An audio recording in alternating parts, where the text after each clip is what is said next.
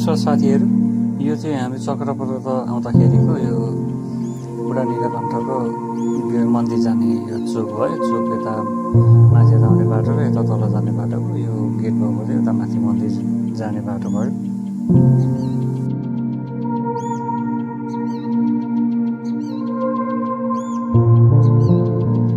यो चोक चाहिँ तल गेट भएको ठाउँबाट आउँदाखेरि माथि मन्दिर 2-4 मिनट हिँडेर आइपुग्दाखेरि माथिको चोक आइपुग्छ।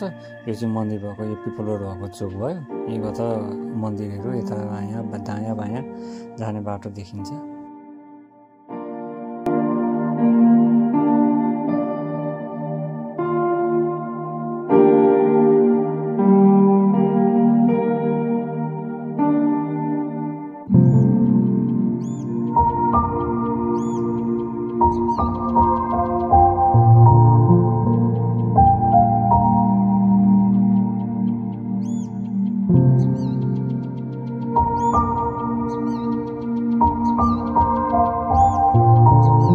मन्दिरभित्र चाहिँ क्यामेरा लगाएर भिडियो सिडियो खिच्न चाहिँ पाइँदो रहन्छ। त्यही भएर बाहिरबाट जे जति देखिन्छ त्यही अनुसार म यहाँ देखाउने प्रयास गर्छु। भित्र तपाईँहरूले हाम्रो भगवान् चाहिँ यसो ढुङ्गा एउटा ठुलो ढुङ्गा उहाँ सुतिरहनु भएको तपाईँले देख्नुहुन्छ यो पोखरीमाथि।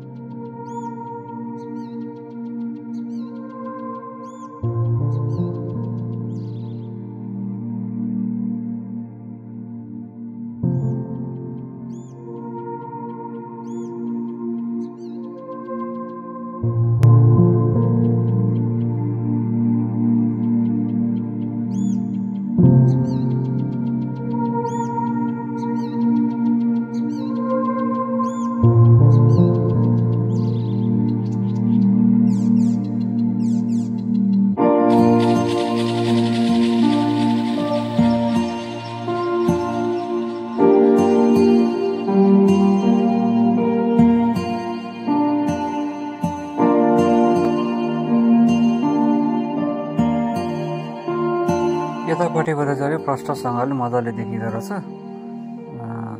के गति देखिन्छ हेर्नु होला है साथीहरू।